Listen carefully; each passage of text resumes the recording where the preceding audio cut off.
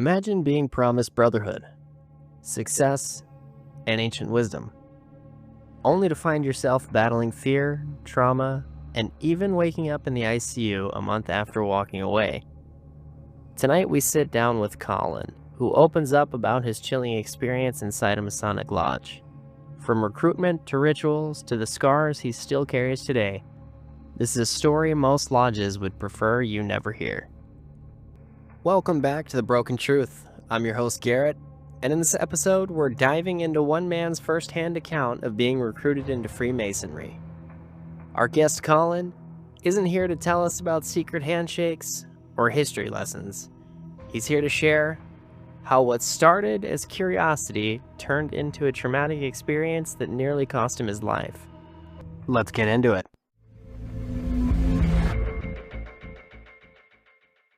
Our special guest today is not only a believer who's patiently awaiting the return of Jesus Christ, but he's also a disabled veteran of our United States Coast Guard. Colin, we thank you for your service, and thanks so much for taking the time to join us here on the Broken Truth podcast to share your firsthand experience with Freemasonry. Before we get started and get into the lodge experience, can you share a little bit about your background and what life looked like before Freemasonry entered the picture? Sure. So thank you, Garrett, for letting me come on board. I was born and raised in Southern California, in San Diego, and I was born into what is typically known as a traditional family, where my dad went to work and mom was home with myself and two older sisters. So I'm the youngest of three kids in the family. And I grew up going to church with mom and dad when he was home, and we kind of hopped around from church to church throughout my youth, where we started out in one congregation and then went to a Lutheran church where I went through my confirmation as a young man and believer in faith in Jesus Christ. And then, growing up, fast forward to when I'm 16, getting my driver's license and trying to figure out my place in the world. I decided to join the Coast Guard in 2009, and a couple years after that, I found myself up in the Pacific Northwest. Um, and I had a chief who had comp the tattoo of the square and compass on his forearm with the G in the center of it, and I had seen that symbol before. Um, But that's kind of when Freemasonry entered the picture, but I had heard about it and kind of seen it here and there. I knew my mom's uncle was also a Freemason in some capacity, but then that's kind of where I entered the picture, and then that's where I got curious from there.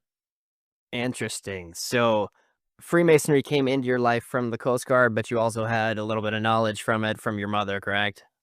Well, I had a idea. I have seen, you go into every city and every town across the country, there's a Masonic lodge in there's going to be a Masonic lodge in every town across the globe, right? And so I was always curious about it. And then when I knew the symbol from the lodge outside, and then I saw the tattoo on his arm. There was a chief I worked for in the military, and then yeah, it went from there. So that's how the conversations. That's how it all began. Is you have to ask one to become one, essentially. And he had it tattooed on his arm, and I asked him about it. So Interesting. So you already had the curiosity, and obviously it's in the foundations of our history here in the United States. yeah, So you didn't necessarily seek it out. You were curious about it. You saw it on his arm and you just asked. yeah. Yeah, and, I was like, "Hey, chief, tell me about your compass." I said, "Those are the Masons, right?" He goes, "Yeah." I said, "Can you tell me about it?" He goes, "Well, we're a society with secrets." I said, "Okay, I've heard that." We laughed, and we talked about this. We're underway. We were on the small boat, and we're out doing training and getting our underway hours, and just the chief, myself, and one other crewman. It was a three of us underway, and we started talking about it, and he's like, "Oh, it's a fraternity about making good men better, or making men better men." So, oh, so this is a fraternity with secrets. He goes, Pretty much, yeah." I said, "So what's the catch to it? What do you have to do to join?" He's like, "Well, you have to believe in a supreme power." And I said, "Well, there's only one." I said, "That's Jesus Christ." And he's like, "Well, you could choose that if you want." I said, "Well, there's only one." Like my whole life, I was always thought that there's God, the Father, and then Jesus Christ, the Son, which is God who came down to this earth himself in the form of a man when, we killed him for it, you know? And so I asked him about it, and he says about making good men better men. And I went from there, and yeah. So Interesting. It seems like such a simple concept yeah, for all yeah. the details and the hidden mystery and secrets that we really know to be true.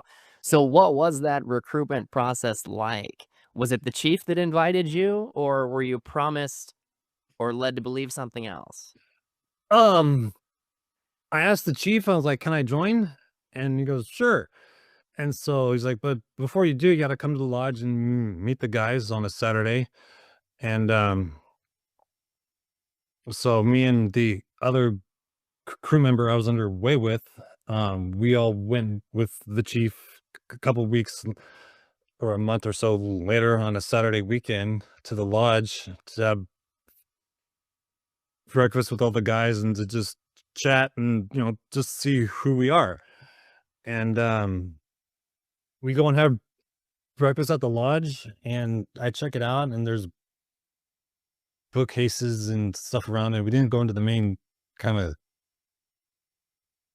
sanctuary or the main asylum, if you will.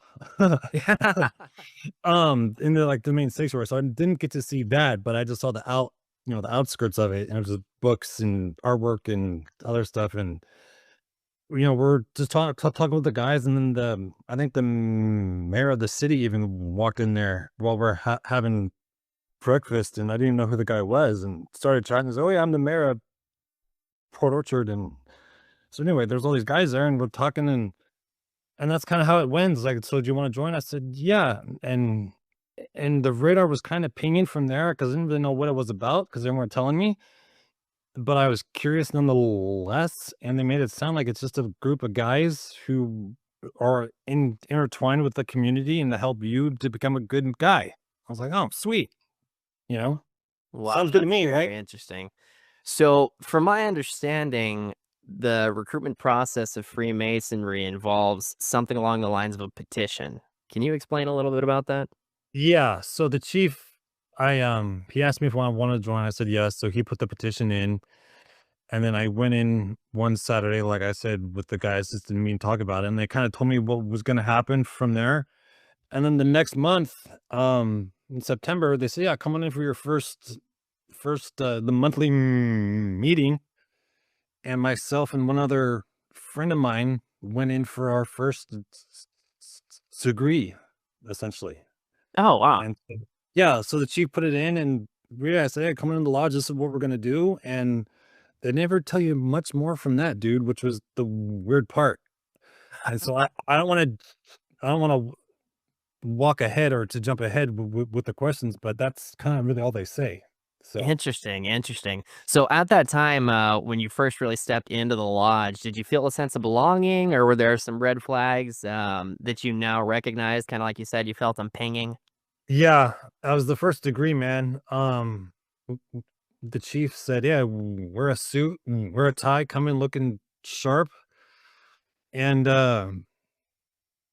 I drove down there to the lodge. I was 15 minutes early with my suit, and all the guy no one else was around except there was one guy in the main or the entrance area. Who was waiting for me and my other friend to come along. And then that's when things kind of started to feel like something's off because none of the other men were around and they were all in the lodge. And there was just the one or two guys to meet us and to take us into the lodge. And so that's when the red flags started to ping off. I was like, "Well, why isn't everyone else out here to say hi?" Right? Hmm. You know? Interesting, interesting.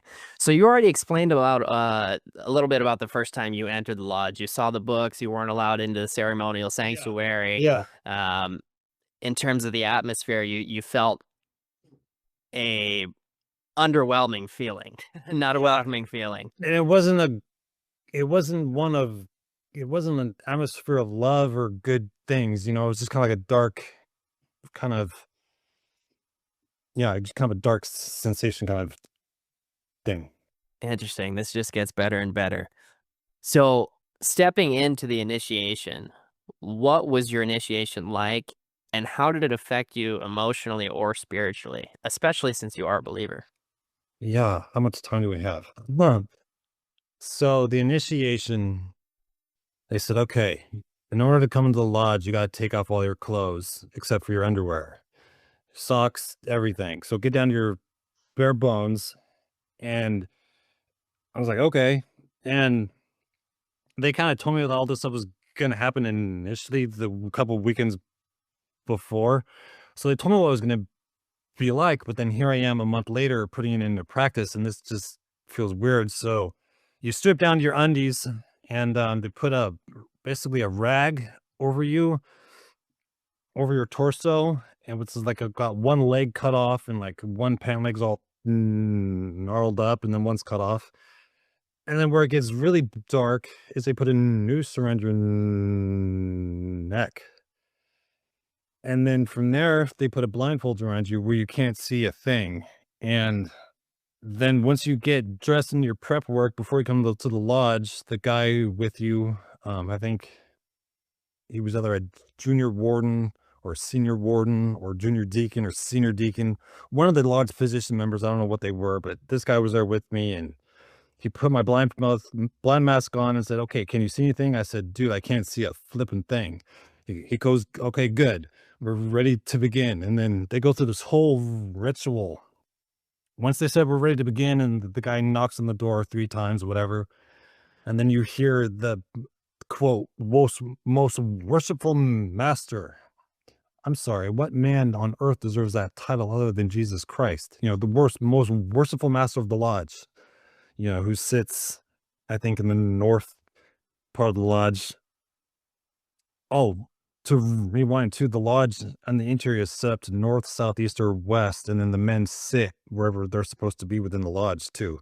So anyway, I think the quote most worshipful master is in the north and part of the room. And anyway, we walk inside and they go through this whole scripted ritual, which I don't know if you for if I want to say to you the whole thing for time, but it's basically like who you know It's up to you. Share as much as you'd like.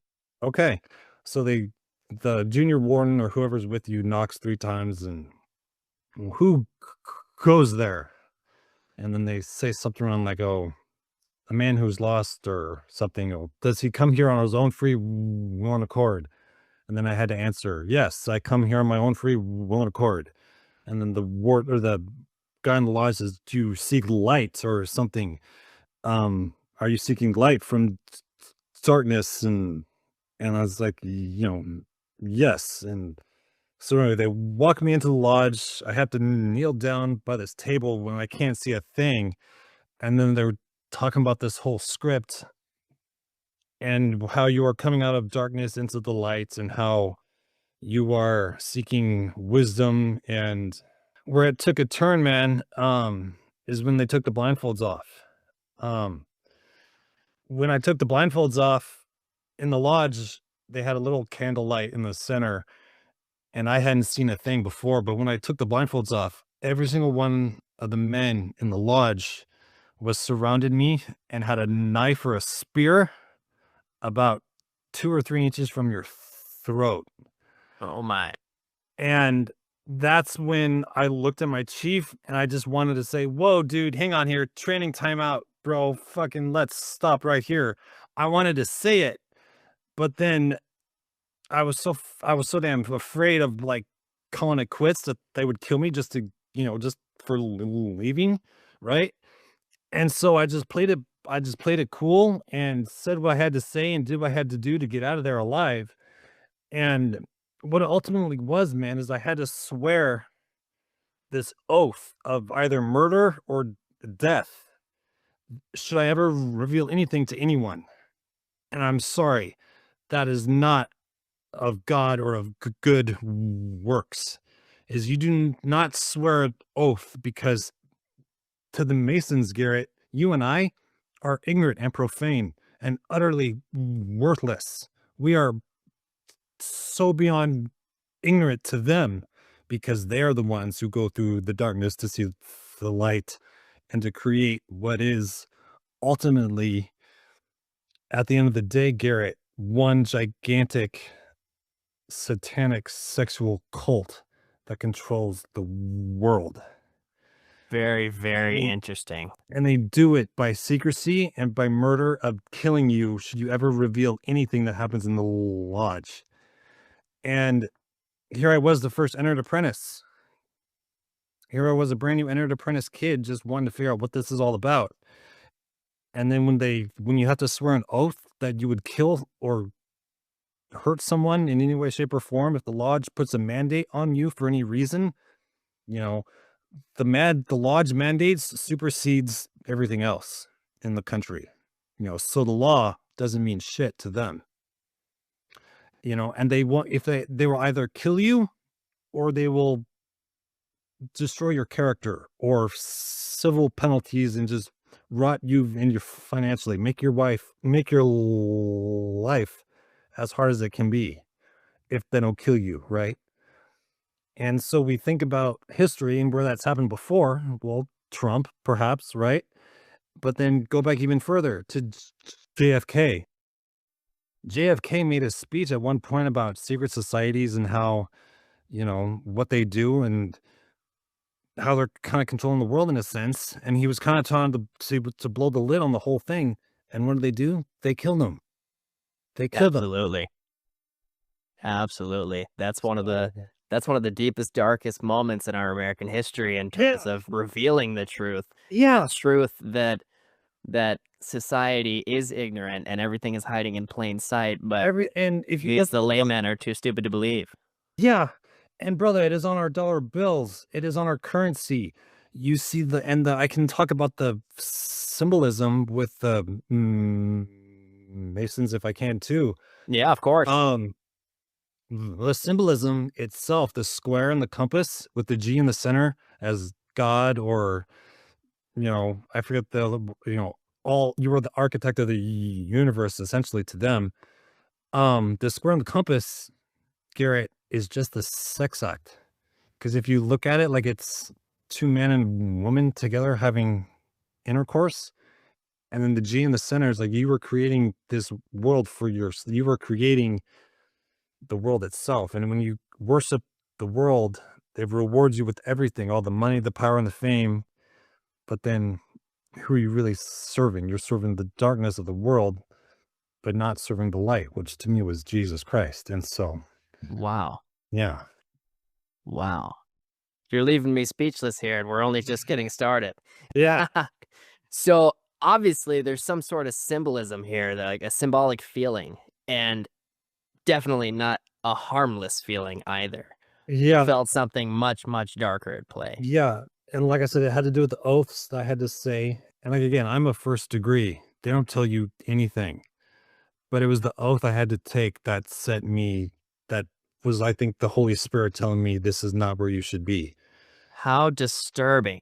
Yeah, because should I ever say anything or to share what is happening in the lodge, they reserve the right to kill you for it.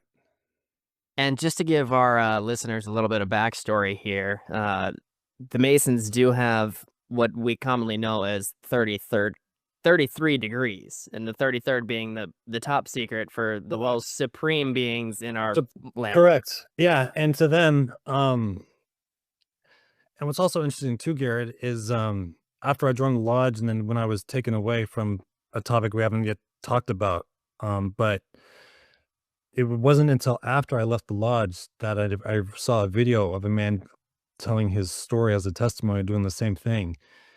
And I can email it to you and provide it for your listeners too, but he tells you everything, and he leaves no room for doubt. And it's truly remarkable about what the Masons are, what they're doing, and what they're planning on doing to this world. I would love for you to share that with me, and I'll link it in the video description for this podcast. Okay. So, at what point did things cross the line from curiosity into trauma for you? So there were kind of two different events. Obviously I had a little bit of trauma in the first, my first time there, because I just wanted to see what I had to say just to get out there alive, right? So that was a little bit of a trauma, but then things didn't change until exactly a month after. 30 days after I joined the lodge, or I swore those false oaths, I became, an entered apprentice. 30 days later, I woke up in intensive care because I went rock climbing with a friend of mine and didn't have a rope or a helmet on, and took a flopper. And in some remarkable way, because the two events aren't correlated connected, but I can't help but think, if during those 30 days of judgment, what happened to me falling and hitting my head rock climbing in some way wasn't God knocking some sense into me and saying, hey, you swore something that goes against my word, right? I'm going to knock some sense into you. And that's kind of when the trauma started, is when I had my severe traumatic head injury a month after my first degree. So, That is really interesting. So, at some point, you realized this was more than just a social fraternity. There's something yep, much more deeper and darker yep, here at play. yep, And obviously, from the moment you started, you wanted a way out. You were done. yeah. Uh, how did the other members react when you were uncomfortable or hesitant to this? I honestly, Garrett, don't think any of the other men knew, because I put up a cool front, um, that I was calm, cool, and collected in the lodge, and I played it cool, essentially, and then a month later, I was gone. Wow. So you felt pressured, trapped, and absolutely threatened if you didn't comply with all of these. Yeah, with the oaths and what I had to say at the first time there, and then once I did, I never went back, because I knew in myself that was something or a fraternity I wanted no part of, because as a man of Jesus, one of the commandments is thou shalt not murder, right? Absolutely. You shall, Absolutely. it's one of I think it's number 3. Yeah. You shall love the Lord your God with all your heart, soul, and mind. You shall have no other gods before me. You shall love your neighbor as yourself, and you shall not murder. And I knew that any fraternity that has that as a part of being accepted as his membership, I want no part of. So, Wow. Wow. You got me speechless over here, Colin. This is such a beautiful interview. Thanks again for sharing your story. thank you for the opportunity, Garrett. Oh, absolutely. Absolutely. So, what ultimately led you to quit or walk away from the lodge? Because was your first interaction with this and your initiation process and your first degree the breaking point for you, or was there more? Um, I guess the degree, it kind of lit a spark of curiosity, because even though I was afraid when it was happening, I was just kind of curious to see what it was all about. And then I would leave whenever I wanted to leave on my own free will. But I didn't necessarily quit on my own terms or their own terms. I simply left because I woke up in, in intensive care a month after, with 2 separate events. They're not directly related. And so that's, Interesting. So, did you step into the lodge or participate in any other congregation meetings after your first initiation? um, I think I had my first one. Yeah, I think I had my first monthly meeting after, and then 1 or 2 days later was when I got hurt. Interesting. Yeah. Interesting. So you briefly touched on this, Colin, but one of the most shocking parts of your story is that a month after leaving, you ended up in the ICU. Can you walk us through a little bit more detail in regard to what happened and if you do believe that it was connected to your time in the lodge? Sure. So a month, a month after having my first initiation, I found myself in intensive care after going rock climbing with a real good friend of mine from work. Um, and we went out to the small little crag, and I don't remember the circumstances. Either I was either free solo climbing, which is high enough to fall without a rope, or climbing without a rope, or I was bouldering. I was probably free solo climbing, but it was something easy and probably something I could have done. And for whatever reason, I didn't have my helmet on, and I slipped and I fell. And I put my poor friend through some trauma, trying to get me taken care of and out of there. And so, Interesting. I know you briefly touched on this earlier. You mentioned that you believe it was a sign from God to stop this nonsense. yeah. And but see, Gary, it wasn't until a couple of years after, because I got my first degree in initiation was in 2014. And then it wasn't until I think 2021, or right during the COVID thing, is that I saw this another testimony video from a guy that I'll share the link to. And then he just flips the whole lid on it. And that's when I connected the dots. I was like, oh, wait a minute. The 33rd degree is that Lucifer is light, and that he is the light of this world, and that the evil is basically God, essentially.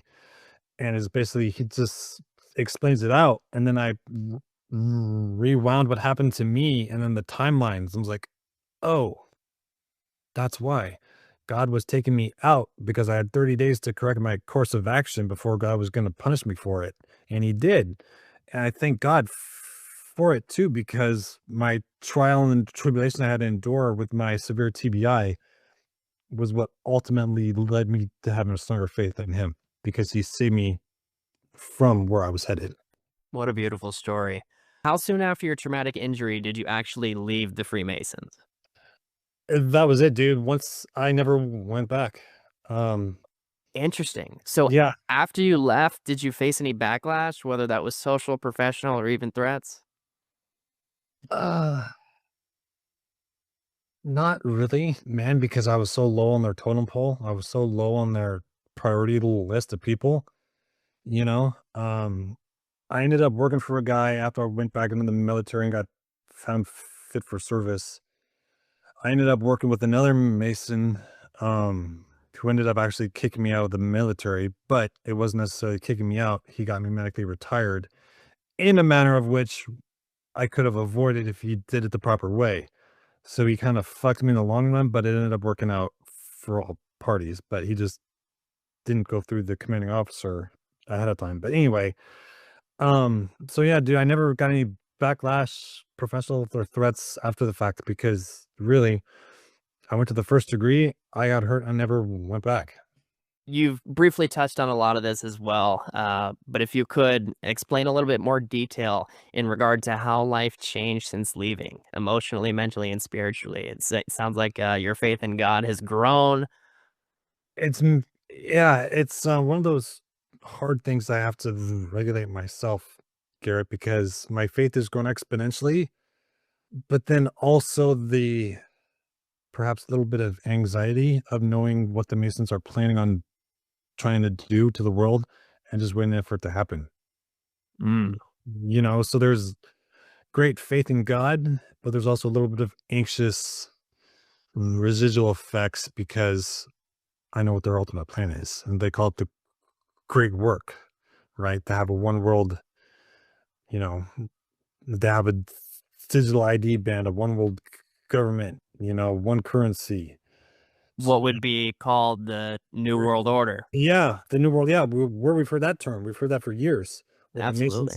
The Masons call it the great work. Great work. Yeah, and so now my faith in God has grown exponentially because by His grace. I was saved from the scars that he provided me. But Absolutely.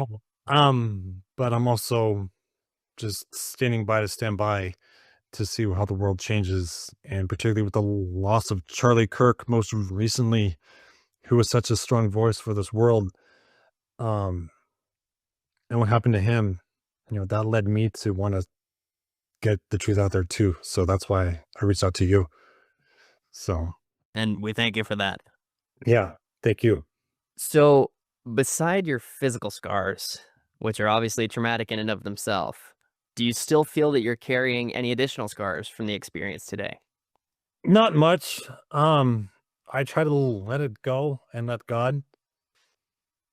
Um, we're supposed to pray for our neighbors, to pray for our enemies. And we have to be reminded, Garrett, that our battle is not against flesh and blood, not against you and I, but against these rulers and dark forces in the heavens and the spirit world that we can't see or touch. And we need to be reminded that our war is not between us, but it's in the heavens. And so I need to let it go and let God. And so I kind of let them. I let it. I learn from my experience, and I carry it with me, but I don't let it weigh me down because I know my strength is far superior. And my strength in God is far superior than what the Masons ever did to me. So, in your opinion, is Freemasonry as a whole, simply understood, or do you think there's a darker side that's deliberately hidden from the public? I believe there's a darker side that is deliberately hidden from the public, and it's misunderstood because, well, Masons, brother, they do good things for the community. They have churches or community centers. They put in a lot of money and time into the community in some way, right? So they're a good entity, right? Aren't they? That's what we would think. Aren't they, Garrett? But then who's the follower of all lies, right? We have to think about that. It's kind of a lie that they put up where they do the good in the front, but then what they do is worship the darkness inside behind closed doors, and they hide it from the public. And it is ultimately, like I said, the square and compass is just the act of sex and to create the own world in their own image. No, you were created in God's own image. So it's definitely a dark side to it, and that's why they hide it. Because why would they want you to know the truth? That they run the money, they control everything? No, you're stupid. Shut up, Garrett. You're Yeah, ignorant. you ignorant. You're ignorant. You're ignorant, profane. Shut up, Garrett. That's why it's misunderstood, is because you and I are dumb to them. Wow. So, if someone today is being courted or recruited by a lodge, what advice would you give them? I would say to walk away, man, because you cannot serve two masters. You know, I would, I would just say walk away. To learn more about it and to learn the truth of it, which is why I'm hopefully, why we're having this podcast is so people can learn the truth of it. But if they're interested or not, I would say just walk away. Absolutely. And to give you a little bit of backstory, Colin, as well as our listeners, the goal of this podcast is to absolutely expose the truth. And because there's two concepts here behind control, one being influence and one being fear. Yeah, We've seen that through society through various events such as killing Martin Luther King, John F. Kennedy, 9/11. We have all these major instances, including Charlie Kirk, as of recently, correct. that they don't stop, and we have all these people that are exaggerated on their micro pedestals in today's society that constantly divide and absolutely decimate our society rather than unite us. So the goal here is to expose all of these truths to unite us as a society. Correct. I couldn't agree more. And like you said, Garrett, they use fear to control you. And the more what they've put out. So think of every person as a computer. So if you put garbage out or you put garbage into that computer, you're going to get garbage results out of it, right? So what is the media? Who controls the media? The Masons.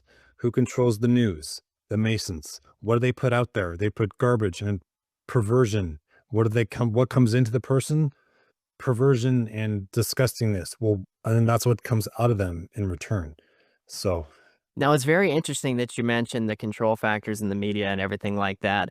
One of the things that I've been extremely disappointed with in terms of social media is that exact concept that all of these algorithms are programmed to feed you exactly what you want to see, your perspective based on what they know you're going to believe and feed into. yeah, And that further elevates that micro pedestal and insanely divides us because prior to social media, we only had the direct access to what we saw in whether it be the news or journalism or any of that.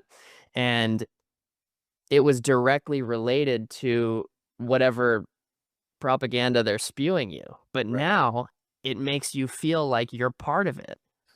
Yeah, and the whole thing with social media too was you're social, but you're withdrawn.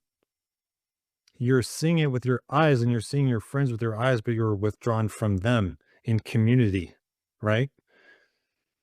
You know, What a so beautiful perspective. it's like we're seeing all these, oh, look at grandma, whomever, cousin Jimmy, whomever, look at all these friends doing all this cool stuff. And you're seeing it happen on a screen, but then you're not part of it. And then which has created this society where people want to capture something, but they don't want to be a part of it, right? I think there was a recent news event where a woman was stabbed and murdered in either a train or a bus, and this man behind her just walked up and started stabbing her in the throat. And what did people do? They wanted to record it for likes or thumbs up, but they didn't want to stop the evil when it was happening in front of them. And they sat there and did nothing. Yeah, they just sat there and did nothing because, oh, I'd rather capture it and see it on screen than to be a part of it. And that's where I think the social media has done such a drastic disservice to the world because if you can see it in your hand on screen and in the comfort of your own home, why would you ever want to leave? Gosh, and media as a whole, because we think back to Vietnam, this is before both our times, but that was the first instance in history where the media started portraying live feed of the war.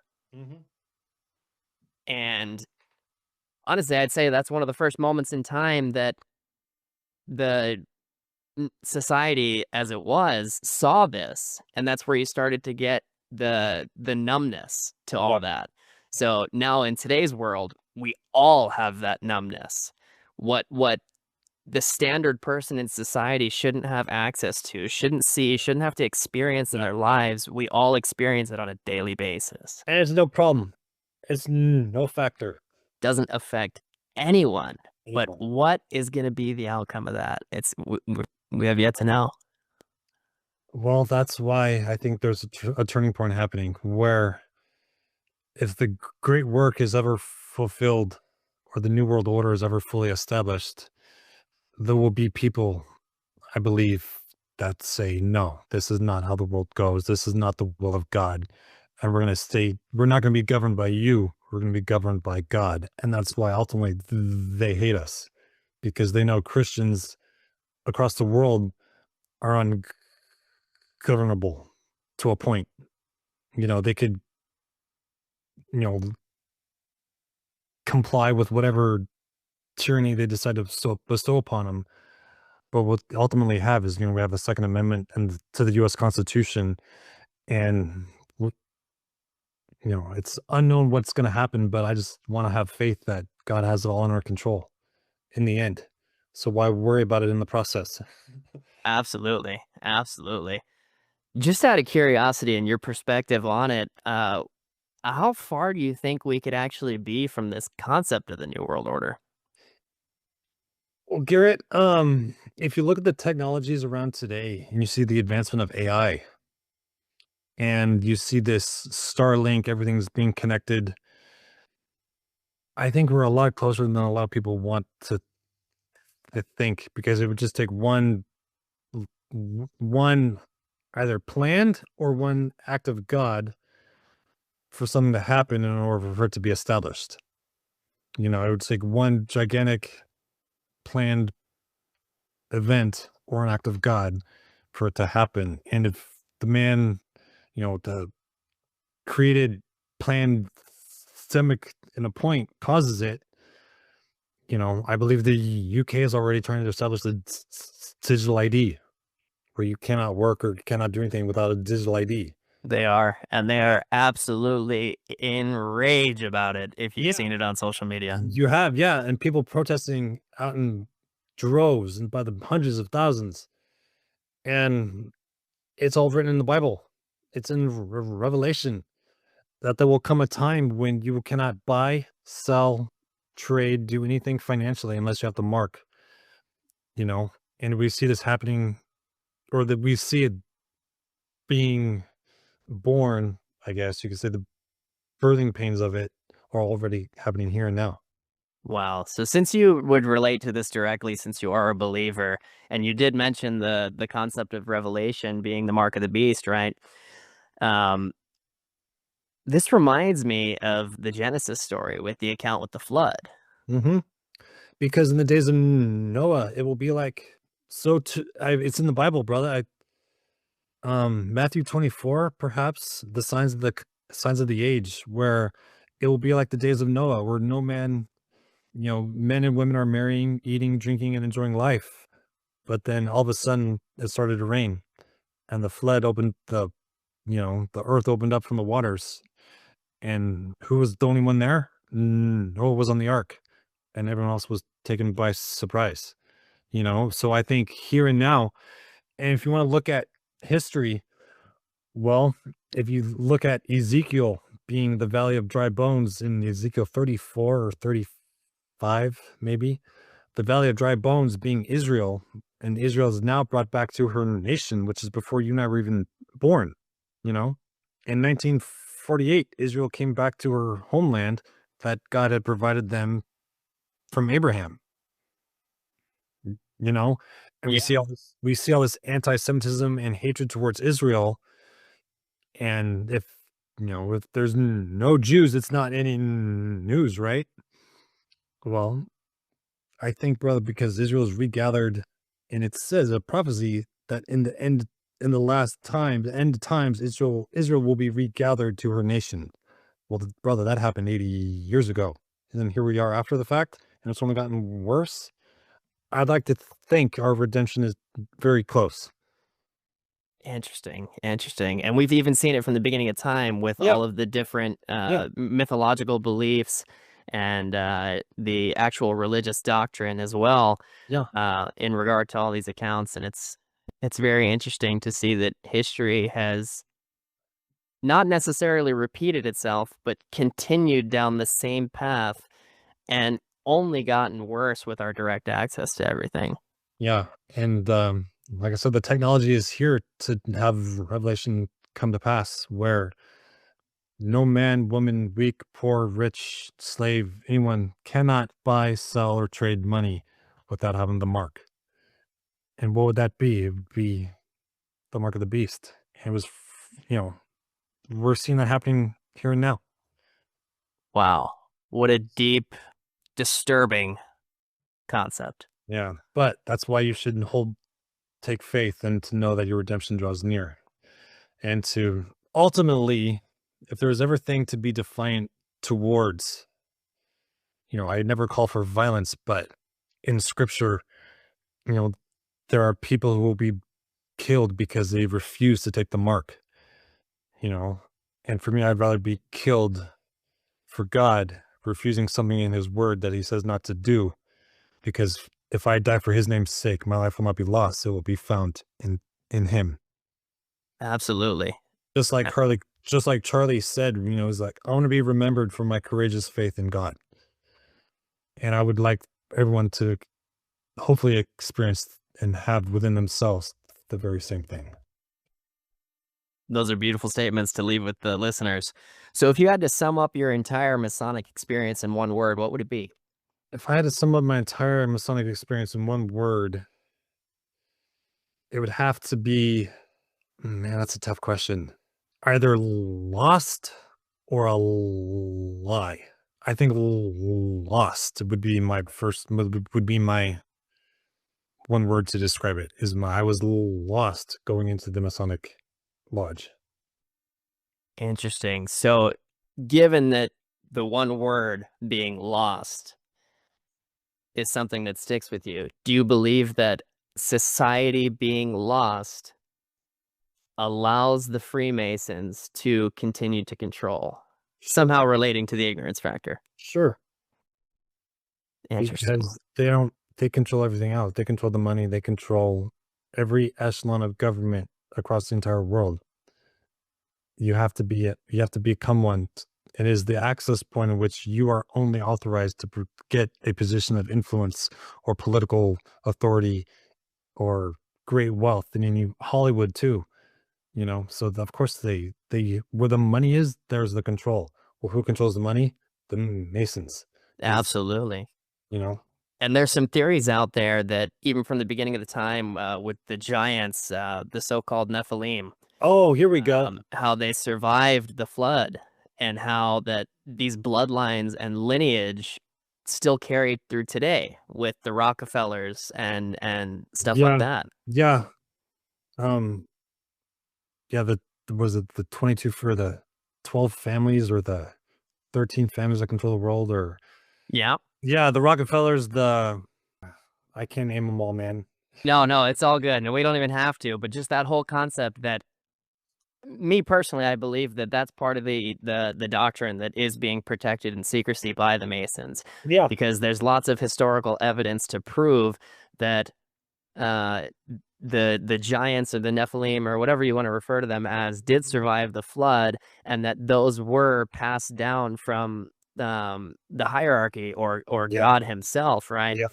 Um, so but they also betrayed God, right? And that's why the flood Correct. happened. It wasn't Yeah. necessarily because of us as God's creation, but it was because of the angels, the Nephilim, the giants, whatever they were, betrayed Watchers. God. Yeah, the Watchers, they betrayed God and came to the earth to create with the women that they thought that were sexy and beautiful, and then they created these part angel, part man giants. And yeah, the savagery of the world just got so bad that God had to wipe it clean. And So do you believe that these, what would you even Nephilim, call it? Like the blended giant human beings. Nephilim, Yeah, the Nephilim. Do you believe that these are the major beings that are controlling our world? So someone like Elon Musk or yeah, the Rockefellers or whatever, do you believe they could be directly related to that lineage?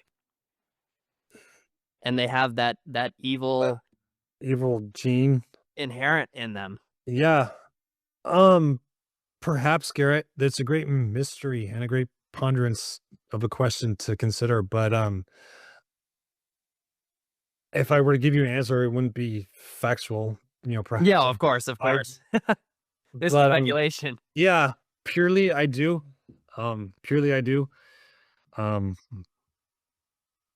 and the more involved people are with the Masonic satanic entities, the more rewarded they are and the more power they have. So if you look at who's most powerful in the world, well, you see they're the ones who practice the most perhaps evil. But Absolutely. Well, finally, Colin, what do you want our listeners to take away from your story? I want people to know the truth, Garrett. I want people to know the truth that men, um, a very, very long time ago created this fraternity in secrecy to control everything else, and it is alive and thriving today. And it is all hiding in plain sight for the world to see, but they can't, because to them, you and I are ignorant and profane. We are utterly incomprehensibly repulsed and dumb to them because they hide all their sites and symbols in plain sight, and it's on their dollar bill. The architecture in Washington D.C., all of it shows what they've done over the years, and I basically just want our listeners to know that evil is real. It is there. It is in this world, but ultimately, who holds the keys to all that in his hand is Jesus Christ.